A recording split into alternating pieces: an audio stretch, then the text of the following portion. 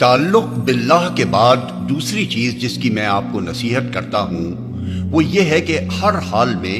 دنیا پر آخرت کو ترجیح دیجیے اور اپنے ہر کام میں آخرت کی فوز و فلاح کو مقصود بنائیے۔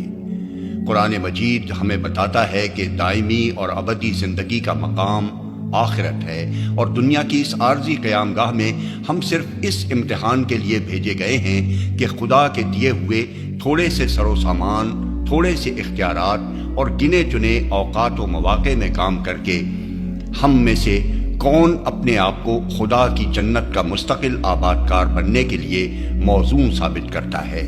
یہاں جس چیز کا امتحان ہم سے لیا جا رہا ہے وہ یہ نہیں ہے کہ ہم صنعتیں اور تجارتیں اور کھیتیاں اور سلطنتیں چلانے میں کیا کمالات دکھاتے ہیں اور عمارتیں اور سڑکیں کیسی اچھی بناتے ہیں اور ایک شاندار تمدن پیدا کرنے میں کتنی کامیابی حاصل کرتے ہیں، بلکہ سارا امتحان صرف اس امر کا ہے کہ ہم خدا کی دی ہوئی امانتوں میں خدا کی خلافت کا حق ادا کرنے کی کتنی قابلیت رکھتے ہیں، باغی اور خود مختار بن کر رہتے ہیں یا مطیع و فرما بردار بن کر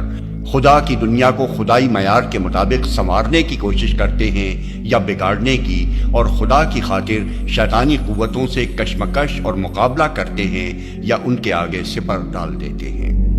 جنت میں آدم و حوا علیہ السلام کا جو پہلا امتحان ہوا تھا وہ دراصل اسی امر میں تھا، اور آخرت میں جنت کی مستقل آبادی کے لیے بنی نوع انسان کے افراد کا جو انتخاب ہوگا وہ بھی اسی فیصلہ کن سوال پر ہوگا۔ بس کامیابی اور ناکامی کا اصل معیار یہ نہیں ہے کہ امتحان دینے کے دوران میں کس نے تخت شاہی پر بیٹھ کر امتحان دیا اور کس نے تختہ دار پر، کس کی آزمائش ایک سلطنت عظیم دے کر کی گئی اور کسے ایک جھونپڑی میں آزمایا گیا۔ امتحان گاہ کے یہ وقتی اور عارضی حالات اگر اچھے ہوں تو یہ فوز و فلاح کی دلیل نہیں، اور برے ہوں تو یہ خائب و خاسر رہ جانے کے ہم معنی نہیں ہیں۔ اصل کامیابی جس پر ہمیں نگاہ جمائے رکھنی چاہیے یہ ہے کہ دنیا کی اس امتحان گاہ میں جس جگہ بھی ہم بٹھائے گئے ہوں اور جو کچھ بھی دے کر ہمیں آزمایا گیا ہو اس میں ہم اپنے آپ کو خدا کا وفادار بندہ اور اس کی مرضیات کا متبع ثابت کریں، تاکہ آخرت میں ہم کو وہ پوزیشن ملے جو خدا نے اپنے وفادار بندوں کے لیے رکھی ہے۔ حضرات، یہ ہے اصل حقیقت، مگر یہ ایسی حقیقت ہے جسے محض ایک دفعہ سمجھ لینا اور مان جانا کافی نہیں، بلکہ اسے ہر وقت ذہن میں تازہ رکھنے کی سخت کوشش کرنی پڑتی ہے، ورنہ ہر وقت اس کا امکان رہتا ہے کہ ہم آخرت کے منکر نہ ہونے کے باوجود دنیا میں اس طریقے پر کام کرنے لگیں جو آخرت کو بھول کر اور دنیا کو مقصود بنا کر کام کرنے والوں کا طریقہ ہے۔ اس کی وجہ یہ ہے کہ آخرت ایک غیر محسوس چیز ہے جو مرنے کے بعد سامنے آنے والی ہے۔ اس دنیا میں ہم اس کا اور اس کے اچھے برے نتائج کا ادراک صرف ذہنی توجہ سے ہی کر سکتے ہیں۔ اس کے برعکس دنیا ایک محسوس چیز ہے جو اپنی تلخیاں اور شیرینیاں ہر وقت ہمیں چکھاتی رہتی ہے، اور جس کے اچھے اور برے نتائج ہر آن ہمارے سامنے آ کر ہمیں یہ دھوکہ دیتے رہتے ہیں کہ اصل نتائج بس یہی ہیں۔ آخرت بگڑے تو اس کی تھوڑی بہت تلخی ہمیں صرف ایک دل کے چھپے ہوئے ضمیر میں محسوس ہوتی ہے، بشرطے کہ وہ زندہ ہو، مگر دنیا بگڑے تو اس کی چبھن ہمارا رونگٹا رونگٹا محسوس کرتا ہے، اور ہمارے بال بچے، عزیز و اقارب، دوست آشنا اور سوسائٹی کے عام لوگ سب مل جل کر اسے محسوس کرتے اور کراتے ہیں۔ اسی طرح آخرت سنورے تو اس کی کوئی ٹھنڈک ہمیں ایک گوشہ دل کے سوا کہیں محسوس نہیں ہوتی، اور وہاں بھی صرف اس صورت میں محسوس ہوتی ہے کہ جب غفلت نے دل کے اس گوشے کو سن نہ کر دیا ہو، مگر اپنی دنیا کا ثمار ہمارے پورے وجود کے لیے لذت بن جاتا ہے۔ ہمارے تمام حواس اس کو محسوس کرتے ہیں اور ہمارا سارا ماحول اس کے احساس میں شریک ہو جاتا ہے۔ یہی وجہ ہے کہ آخرت کو بطور ایک عقیدے کے مان لینا چاہے مشکل نہ ہو، مگر اسے انداز فکر اور اخلاق و اعمال کے پورے نظام کی بنیاد بنا کر زندگی بھر کام کرنا سخت مشکل ہے، اور دنیا کو زبان سے ہیج کہہ دینا چاہے کتنا ہی آسان ہو، مگر دل سے اس کی محبوبیت اور خیال سے اس کی مطلوبیت کو نکال پھینکنا آسان کام نہیں ہے۔ یہ کیفیت بڑی کوشش سے حاصل ہوتی ہے اور بے ہم کوشش کرتے رہنے سے قائم رہ سکتی ہے۔ آپ پوچھیں گے کہ یہ کوشش ہم کیسے کریں اور کن چیزوں سے اس میں مدد لیں۔ میں عرض کروں گا کہ اس کے بھی دو طریقے ہیں، ایک فکری طریقہ اور دوسرا عملی طریقہ۔ فکری طریقہ یہ ہے کہ آپ صرف امن تو بالیوم الآخر کہہ دینے پر اکتفا نہ کریں، بلکہ قرآن کو سمجھ کر پڑھنے کی عادت ڈالیں، جس سے رفتہ رفتہ آپ کو آخرت کا عالم دنیا کے اس پردے کے پیچھے یقین کی آنکھوں سے نظر آنے لگے گا۔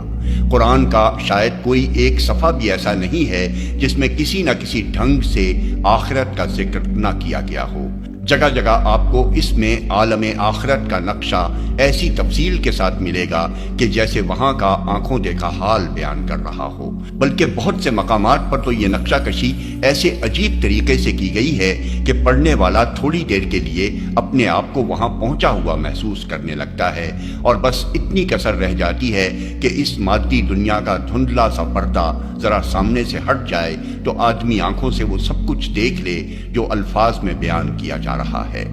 پس قرآن کو بالالتزام سمجھ کر پڑھتے رہنے سے بتدریج آدمی کو یہ کیفیت حاصل ہو سکتی ہے کہ اس کے ذہن پر آخرت کا خیال مسلط ہو جائے اور وہ ہر وقت یہ محسوس کرنے لگے کہ اس کی مستقل قیام گاہ موت کے بعد کا عالم ہے، جس کی اسے دنیا کی اس عارضی زندگی میں تیاری کرنی ہے۔ اس ذہنی کیفیت کو مزید تقویت حدیث کے مطالعے سے حاصل ہوتی ہے، جس میں بار بار زندگی بعد الموت کے حالات بالکل ایک چشمدید مشاہدے کی شان سے آدمی کے سامنے آتے ہیں، اور یہ بھی معلوم ہوتا ہے کہ نبی اکرم صلی اللہ علیہ وسلم اور آپ کے صحابہ کرام کس طرح ہر وقت آخرت کے یقین سے معمور رہتے تھے۔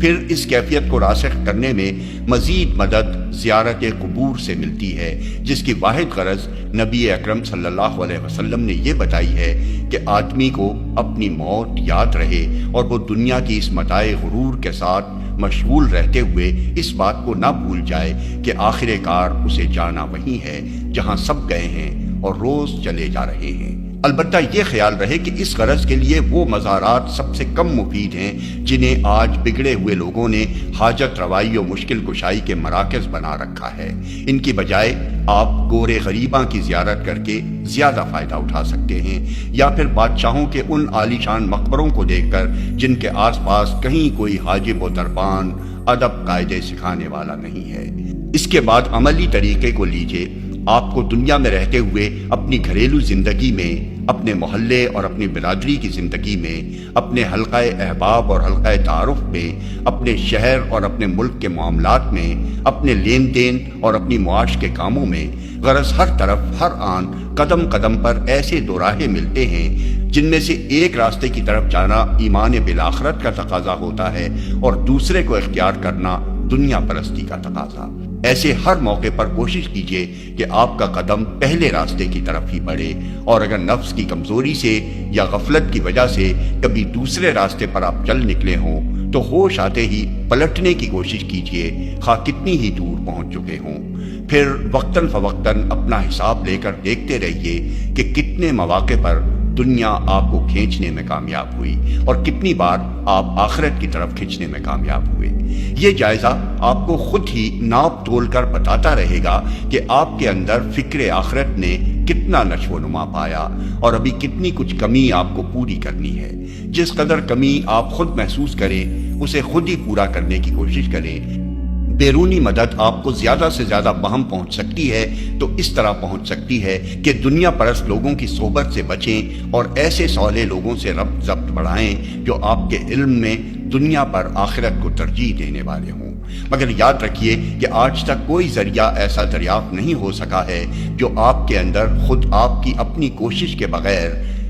کسی صفت کو گھٹا سکے یا بڑھا سکے، یا ایسی کوئی نئی صفت آپ میں پیدا کر سکے جس کا مادہ آپ کی طبیعت میں موجود نہ ہو۔ تیسری بات جس کی میں آپ کو نصیحت کرتا ہوں وہ یہ ہے کہ پچھلے چند سال کی پہم کوشش سے جو کچھ بھی اصلاح آپ کی انفرادی سیرت، آپ کے اجتماعی اخلاق اور آپ کے جماعتی نظم میں رونما ہوئی ہے، اس پر فخر کا جذبہ آپ کے دل میں ہرگز پیدا نہ ہو۔ آپ فرداً اور من حیث الجماعت کبھی اس غلط فہمی میں مبتلا نہ ہوں کہ ہم اب کامل ہو گئے ہیں۔ اور جو کچھ بننا تھا بن چکے ہیں، کوئی مزید کمال مطلوب ایسا نہیں رہا ہے جو ہمیں حاصل کرنا ہو۔ مجھے اور جماعت کے دوسرے ذمہ دار لوگوں کو بسا اوقات ایک فتنے سے دوچار ہونا پڑتا ہے۔ ایک زمانے سے بکثرت لوگ جماعت اسلامی کی اور دراصل اس تحریک کی جس کے لیے یہ جماعت کام کرنے اٹھی ہے قدر گھٹانے کے لیے یہ مشہور کر رہے ہیں کہ یہ جماعت تو محض ایک سیاسی جماعت ہے، عام سیاسی پارٹیوں کی طرح کام کر رہی ہے، اس میں تزکیہ نفس اور روحانیت کا کہیں نام و نشان تک نہیں ہے، اس میں تعلق باللہ اور فکر آخرت کا فقدان ہے، اس کے چلانے والے خود بے پیرے ہیں، نہ انہوں نے کسی سلسلہ خانقاہی سے تقویٰ اور احسان کی تربیت پائی ہے، نہ ان کے رفقا کو اس طرح کی کوئی تربیت ملنے کا امکان ہے۔ یہ باتیں اس لیے کی جاتی ہیں کہ جماعت اسلامی کے کارکنوں میں اور اس سے دلچسپی رکھنے والے لوگوں میں بددلی پھیلے اور وہ پھر پلٹ کر انہی آستانوں سے وابستہ ہو جائیں جہاں آج تک اسلام زیر سایہ کفر کی کسی نہ کسی جزوی خدمت کو ہی بڑی سے بڑی چیز سمجھا جاتا رہا ہے، جہاں پورے دین کو بحیثیت ایک نظام زندگی کے قائم اور غالب کرنے کا تخیل سرے سے موجود ہی نہیں رہا ہے، بلکہ جہاں یہ تخیل اگر پیش کیا بھی گیا ہے تو ہر طرح کی سخن سازیوں سے اس کو ایک غیر دینی تخیل ثابت کرنے کی کوشش کی گئی ہے اور اسے یوں مدون کیا گیا ہے کہ گویا کفر و فسق کے مقابلے میں اسلام کو نظام غالب بنانے کی فکر سراسر ایک دنیا پرستانہ فکر ہے۔ اس حالت میں ہم کو مجبوراً خانقاہی تزکیہ نفس اور اسلامی تزکیہ نفس کا فرق واضح کرنا پڑتا ہے اور یہ بتانا پڑتا ہے کہ وہ حقیقی تقویٰ اور احسان کیا ہے جو اسلام میں مطلوب ہے، اور وہ ٹکسالی تقویٰ اور احسان کیا چیز ہے جس کی تربیت ہمارے ہاں فن دینداری کے ماہرین دیا کرتے ہیں۔ اس کے ساتھ ہمیں جماعت اسلامی کے طریقے اصلاح و تربیت اور اس کے نتائج بھی کھول کر بیان کرنے پڑتے ہیں تاکہ ایک صحیح دینی حس رکھنے والا آدمی خود ہی محسوس کرے کہ جماعت اسلامی کا اثر قبول کرنے کے بعد ابتدائی مرحلے میں ہی انسان کے اندر تقویٰ اور احسان کی جو حقیقی کیفیت پیدا ہونے لگتی ہے وہ عمر بھر تزکیہ نفس کی تربیت پانے بلکہ تربیت دینے والوں میں بھی نظر نہیں آتی۔ یہ باتیں ہمیں مجبوراً اپنے معترضین کی بے انصافیوں کی وجہ سے کہنی پڑتی ہیں، اپنی مدافعت کے لیے نہیں بلکہ تحریک اسلامی کو بچانے کی خاطر کہنی پڑتی ہیں، لیکن انہیں کہتے وقت ہم خدا کی پناہ مانگتے ہیں کہ کہیں یہ باتیں ہمارے اندر اور ہمارے رفیقوں کے اندر عجب و غرور اور اپنی کاملیت کی غلط فہمی نہ پیدا کر دیں۔ اس لیے اگر خدا نہ خواستہ یہ جھوٹا پندار ہمارے اندر پیدا ہو گیا تو ہم نے آج تک جو کچھ حاصل کیا ہے وہ بھی کھو بیٹھیں گے۔ اس خطرے سے بچنے کے لیے میں چاہتا ہوں کہ 3 حقیقتیں آپ اچھی طرح سمجھ لیں اور انہیں کبھی فراموش نہ کریں۔ پہلی بات یہ ہے کہ کمال ایک لامتناہی چیز ہے جس کی آخری حد ہماری نگاہوں سے اوجھل ہے۔ آدمی کا کام یہ ہے کہ پہم اس کی بلندیوں پر چڑھنے کی کوشش کرتا رہے اور کسی مقام پر بھی پہنچ کر یہ گمان نہ گزرے کہ وہ کامل ہو گیا ہے۔ جس آن کسی شخص کو یہ غلط فہمی لاحق ہوتی ہے اس کی ترقی فوراً رک جاتی ہے اور رک ہی نہیں جاتی، الٹا تنزل شروع ہو جاتا ہے۔ یاد رکھیے کہ بلندی پر چڑھنے کے لیے ہی نہیں، ایک بلند مقام پر ٹھہرنے کے لیے بھی ایک مسلسل جد و جہد درکار ہوتی ہے، اور اس کا سلسلہ بند ہوتے ہی پستی کی کشش آدمی کو نیچے کھینچنا شروع کر دیتی ہے۔ ایک دانش مند آدمی کو کبھی نیچے جھک کر نہیں دیکھنا چاہیے کہ وہ اوپر کتنا چڑھ چکا ہے، اسے اوپر دیکھنا چاہیے کہ جو بلندیاں ابھی چڑھنے کے لیے باقی ہیں وہ اس سے کس قدر دور ہیں۔ دوسری بات یہ ہے کہ اسلام نے ہمارے سامنے انسانیت کا اتنا بلند معیار رکھا ہے جس کی ابتدائی منزلیں بھی غیر اسلامی مذاہب و ادیان کے معیار کمال سے اونچی ہیں، اور یہ کوئی خیالی معیار نہیں ہے بلکہ عمل کی دنیا میں انبیاء کرام اور اکابر صحابہ اور صلحاء امت کی پاکیزہ زندگیاں اس کی بلندیوں کی نشاندہی کر رہی ہیں۔ اس معیار کو آپ ہمیشہ نگاہ میں رکھیں، یہ آپ کو کاملیت کی غلط فہمی سے بچائے گا، اپنی پستی کا احساس دلائے گا اور ترقی کی کوششوں کے لیے ہر وقت اتنی بلندیاں آپ کے سامنے پیش کرتا رہے گا کہ عمر بھر کی جد و جہد کے بعد بھی آپ یہی محسوس کریں گے کہ ابھی بہت سی منزلیں چڑھنے کے لیے باقی ہیں۔ اپنے گرد و پیش کے دم توڑتے ہوئے مریضوں کو دیکھ کر اپنی ذرا سی تندرستی پر ناز نہ کیجیے، اخلاق و روحانیت کے ان پہلوانوں پر نگاہ رکھیے جن کی جگہ آج آپ شیطان سے نبرد آزما ہونے کے لیے اکھاڑے میں اترے ہیں۔ مومن کا کام یہ ہے کہ دولت دین کے معاملے میں وہ ہمیشہ اپنے سے اونچے لوگوں کی طرف دیکھے تاکہ یہ دولت کمانے کی حرص کبھی اس کے اندر بجھنے نہ پائے، اور دولت دنیا کے معاملے میں ہمیشہ اپنے سے کم تر لوگوں کی طرف دیکھے تاکہ جتنا کچھ بھی اس کے رب نے اسے دیا ہے اس پر وہ خدا کا شکر بجا لائے اور زر و مال کی پیاس تھوڑے سے ہی بجھ جائے۔ تیسری بات یہ ہے